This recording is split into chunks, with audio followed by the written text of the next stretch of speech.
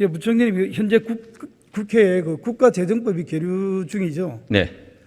재정 준칙이 필요한 이유가 어디에 있습니까? 예, 재정 준칙은 나라 살림입니다.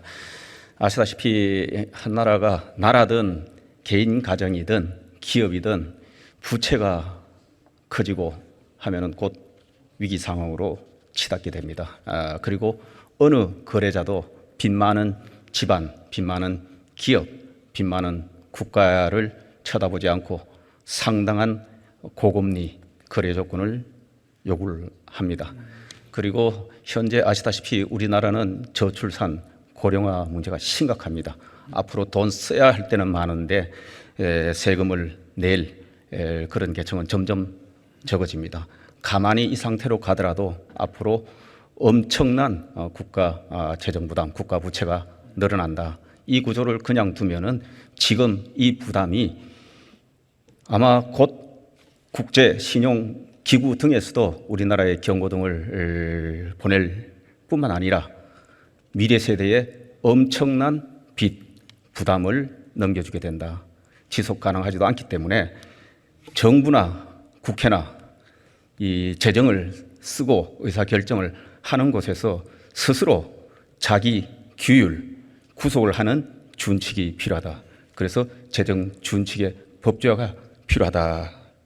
이런 말씀을 드리겠습니다. 그 작년 기준 그 GDP 대비 그 국가 채무 비율이 약 50%에 가까운 만큼 재정의 그 건전성을 확보하기 위해서는 시급하게 재정 준칙을 법제할 필요가 있다고 저도 생각을 합니다. 최근에 그 재정정보원에 따르면은 이대로 갈 경우에는 2070년경에는 디폴트를 선언했던 그리스와 재정이 유사할 것으로 지금 전망이 되고 있는데요. 무디스조차 재정준칙 법제화가 시급하다고 지난 5월에 이미 발표한 바 있습니다. OECD 국가 중에서 재정준칙이 없는 나라가 몇 개 있습니까? 두 나라입니다. 대한민국과 튀르키예입니다. 예, 우리나라와 전 세계 105개국에서 105개 국가에서 재정 준칙을 가지고 있습니다. 그리고 우리가 GDP 대비 국가 부채 비율이 채무 비율이 80%다, 100%다 그렇게 되면 나라가 어떻게 된다 하는데 아마 50%, 60% 가면은 곳곳에서 우리나라의 경고등을 날리고 우리의 돈을 빌려 줄지 말지 심각한 의사결정을 하게 되고 빌려주더라도 상당한 고금리에 그런 요구를 하게 된다. 그러면 우리 국가 재정, 경제, 우리 기업들도 자금 조달에 굉장히 어려움을 겪게 되는 그런 순간이 올 겁니다. 예, 2020년 문재인 정부 당시에 정세균 그 국무총리께서도 바로 이 자리에서 재정준칙 법제화 필요성에 대해서 동의한다라고 답변한 바 있습니다. 그러나 야당은 국가의 미래에 대한 그 고민이 별로 없어 보입니다. 뜬금없이 사회적 경제 기본분과 연계 처리를 주장하면서 재정준칙 법제화를 인질로 삼고 있습니다. 최근 3년간 민간단체에 지급된 국고보조금 가운데 약 314억 원 규모의 부정비리 1,865건이 확인이 되어서 국민적 분노가 높아지고 있습니다. 보면은 사진 속에 그 현수막 날짜를 조작을 해가지고 운영비를 빼돌리고 또 참석자의 그 배치나 복장을 바꿔가지고 사진을 찍은 뒤에 마치 다른 행사인 것처럼 속여가지고 돈을 받아내는 경우도 있습니다. 도덕적 해이에 빠진 시민단체가 장악한 사회적 기업 협동조합에 막대한 국고를 지원하는 것은 국민 정서에 반하는 그 혈세 낭비입니다. 문재인 정권의 무책임한 퍼주기로 늘어난 국가 채무를 적정하게 관리하자는데 책임지지는 못할 망정 방해만 하고 있는 꼴인데 재정 건전성을 확보하기 위한 그 정부의 대책은 무엇입니까? 예, 우선은 바로 그런 이유 때문에라도 재정 준칙의 법제화가 필요하다. 그리고 재정 준칙의 법제화는 윤석열 정부에서 처음 시작하는 게 아닙니다. 문재인 정부에서도 이것을 정부의 공식 법안으로 발의했고, 그리고 여야 의원님들이 다 이 재정 준칙의 법제와 관련된 법을 제안을 해놓고 있습니다. 현재 국회 상임위에서 열심히 논의를 하고 있는데 조금 더 속도를 낼 수 있도록 저희들도 적극적으로 말씀을 드리도록 하겠습니다. 그리고 방금 언급하신 민간단체 등에 대한 보조금에 관해서 현재 불법 그리고 이 비리 잘못 지출된 부분 등에 관해서 많은 적발이 되고 문제 제기가 되고 있습니다. 이 부분에 관해서도 국가 보조금은 바로 국민의 혈세입니다. 이런 것이 남용이 되고 제대로 쓰여지지 않는다면 혈세가 줄줄 새는 겁니다. 그래서 이 부분에 관해서도 우리가 정부에서 여기에 대한 사용 이후에 우선 보조금을 줄 때도 적정한지, 그리고 보조금이 지급되고 나면은 이 부분이 법규에 맞게 제대로 집행이 됐는지 저희들이 엄정하게 검증을 하려고 합니다. 그래서 검증을 강화하는 내용의 오늘 시행령을 국무회에서 통과를 시켰고, 국회도 또 더 강화하는 법안이 현재 제안이 되어 있습니다. 이 부분에 관해서 빨리 조속히 통과함으로써 우리의 혈세가 함부로 남용되는 일이 없도록 해야 되겠다 하는 문제고, 그리고 사회적 경제 기본법과 관련해서는 이거는 이 재정준칙 국가재정법하고는 전혀 차원이 다른 논의이기 때문에 이 법에 관해서는 정말 많은 의원님들이 이론도 있고 또 일부 의원님들께서 지금 법안을 제시를 하고 계십니다만, 이 부분은 완전히 별개 차원에서 국회에서 종합적으로 신중히 검토해야 된다. 이것을 국가재정법하고 연계하는 것은 저는 적절치 않다 이렇게 생각합니다.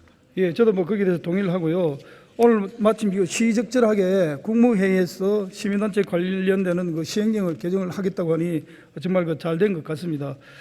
또 하나 지금 현재 민주당에서 35조 원 추경을 지금 주장하고 있는데 여기에 대한 우리 기재부 입장은 어떻습니까?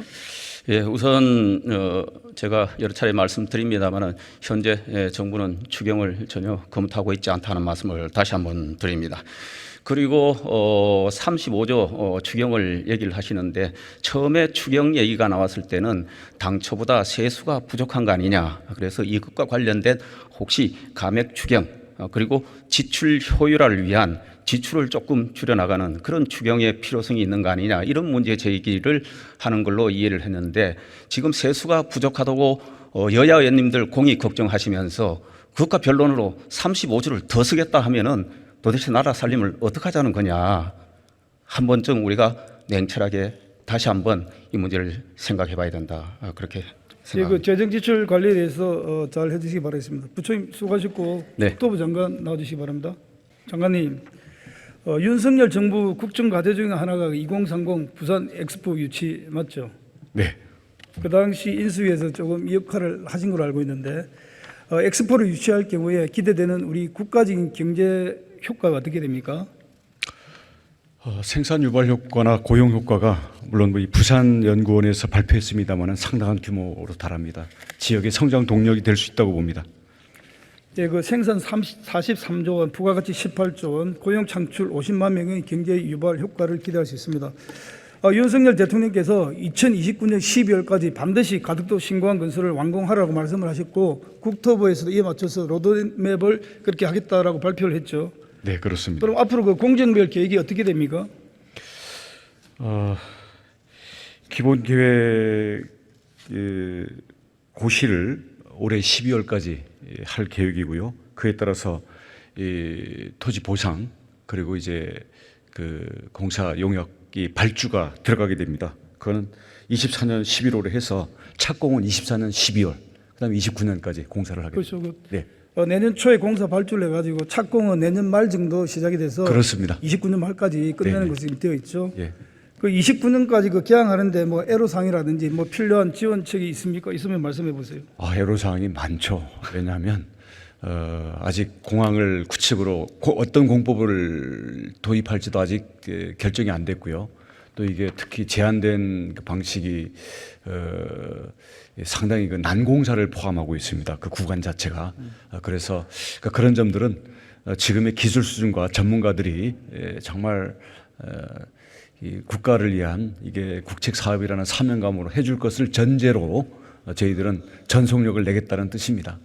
그래서 2029년까지 그 조기 개항을 하고 또 금방 고난이도 복합공사의 그 원활한 추진을 위해 가지고 저는 그 신공항 전담하는 조직이 필요하다라고 해서 우리 부산 의원들이 함께 공단 설립 위한 법안을 국회에 제출했는데 이에 대한 국토부 입장은 어떠신지요?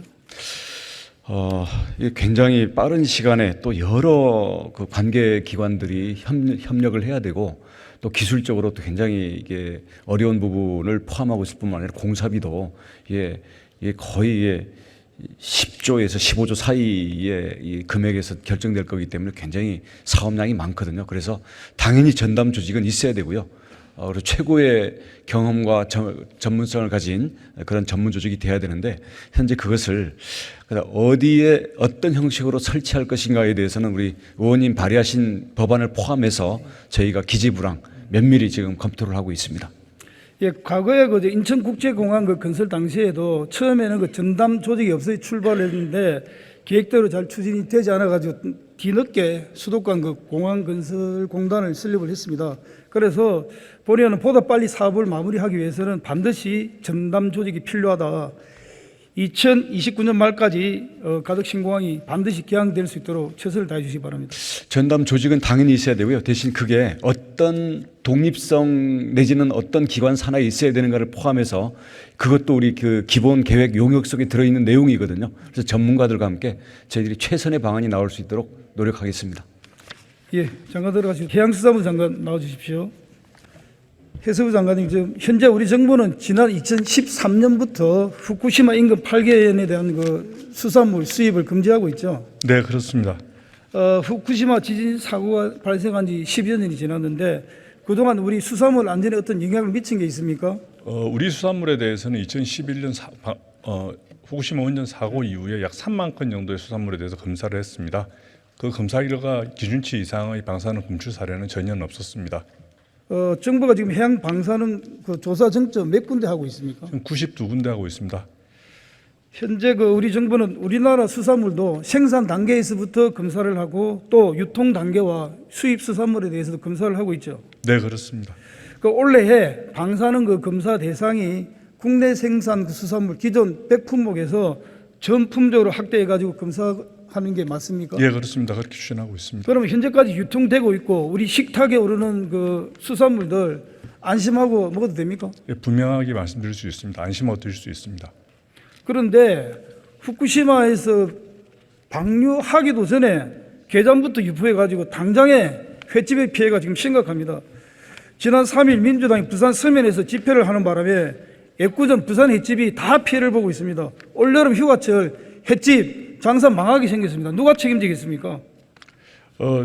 이 수산물 소비와 관련돼서는 이 굉장히 수산하는 어업인들뿐만이 아니라 유통, 가공, 수산 횟집들까지 대중음식점까지 영향 범위가 굉장히 넓습니다. 그래서 과학에 근거한 어떤 정확하고 신속한 과학에 근거한 정보를 정확하고 신속하게 국민하고 지속적으로 소통하면서 국민이 안심할 수 있도록 최선의 노력을 다하겠습니다.